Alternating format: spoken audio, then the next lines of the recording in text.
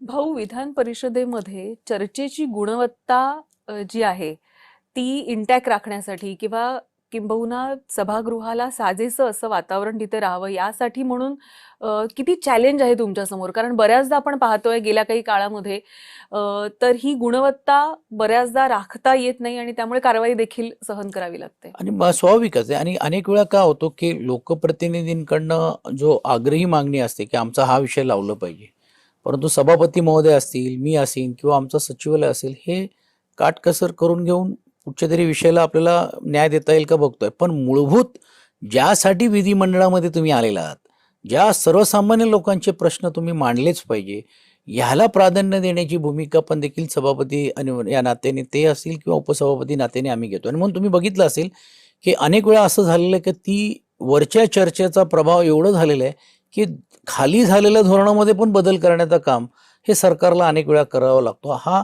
इतिहास ह्याच्यामध्ये म्हणजे अगदीच जवळून जर पाहायचं असेल तर मी गडकरी साहेबांना विरोधी पक्ष नेते या नात्याने तिकडे बघितलेले आहेत.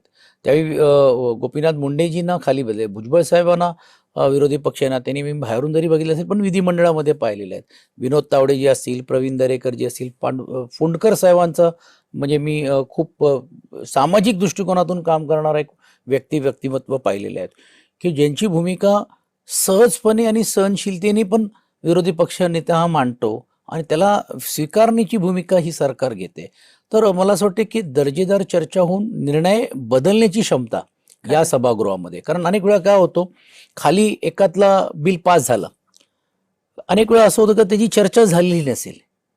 पण मी बघितलेले आहेत की परिषदमध्ये त्यावेळी बी.टी. देशमुख जी होते, जयंत पाटील जी होते, मी सभागृहामध्ये होतो आणि त्यावेळी तर मी दिवाकर रावतेजींना पाहिलेले आहेत. अनेकांची नावं आपल्याला घेता येतील म्हणून घेऊन, किंवा अगदीच आत्ता बघितलं असेल तर अनिल परबजी असतील किंवा इतर सर्व जे सन्मान्य सदस्य, तो बिलची तासोनुतास चर्चा करून की हे बिल बहुमताच्या जोरावरती मंजूर होतोच होतो, पण जी चर्चा करून ती वस्तुस्थिती सरकारच्या समोर आणून पण डोळे उघडण्याचा प्रयत्न केलेला आहे.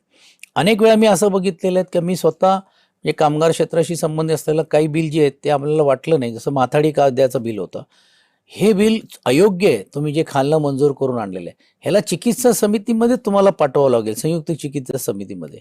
ते पाठवण्यामध्ये पण आम्ही यशस्वी होऊ शकलो चर्चेच्या माध्यमातून. तर महत्वाची जसं तुम्ही म्हटल्याप्रमाणे की तुम्ही कुठच्या विषयासाठी भांडताय, कुठच्यासाठी, आणि ते सरकारला तुम्ही पटवताय की हो तुम्ही केलेली चूक आहे, जी सहजासहजी कुठचाही सरकार असेल तो मान्य करत नाही. आम्हाला वाटते ती मोठी ख्याती या सभागृहाची. मला असं वाटतं की लोकशाही अधिक बळकट करण्यासाठी विधान परिषदेची भूमिका मला असं वाटतं महत्वाची आहे. कारण सगळे बौद्धिक लोक तिथं बसलेली असतात, त्यामुळे विचार मंथन हे का वेगळ्या पातळीवर होत असतं.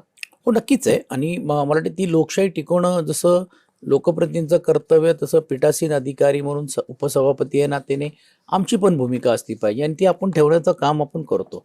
आणि म्हणून काही वेळी असं पेच प्रसंग होतो की कायद्याच्या बाहेर जाऊन निर्णय द्यायचं का, तर ते आम्हाला देता येत नाही. नियमाप्रमाणे निर्णय द्यायचा असतो. एखादा निर्णय चुकीचं झालं तर ते दुरुस्त करण्याची पण ताकद आपल्यामध्ये असली पाहिजे. मग त्यावेळी मी निर्णय दिलेला आहे उपसभापती या नात्याने, आता हे मी बदलणारच नाही, पण ते नियमाला धरून आहे का, काय निकष त्याच्यामध्ये आहे का, ती तातडीची गरज आहे का, ह्याला तर लोकशाही म्हणतात. आणि मला असं वाटतं की लोकशाहीचा मूळ कणा असलेल्या या सभागृहाकडे पण देखील पाहण्याचं काम आपण अनेक वेळा होतं. आणि म्हणून मी त्याचा अगोदरचा उल्लेख केला की अनेक कायदे बदल पण झालेले आहेत, अनेक कायद्यामध्ये सुधारणा करण्याची पण भूमिका या सभागृहाने घेतलेली आहे. कारण शेवटी अभ्यासपूर्वक लोकप्रतिनिधी बोलत असतात, पोटतिडकीने बोलत असतात आणि ते फील्डवरती काही लोक काम करतात, काही फील्डवर काम करणारे नसतील तरी देखील त्यांचा गेल्या अनेक वर्षाचा जो दांडगा अनुभव आहे, त्यांना जे त्यांच्या कार्यक्षेत्रामध्ये त्यांनी केलेलं काम आहे त्याची ख्याती म्हणून लोकांनी त्यांना जे इकडे पाठवले आहेत किंवा आमदार पाठवले आहेत किंवा पक्षांनी पाठवले आहेत, ती भूमिका बजावण्याचं काम ते करत असतात.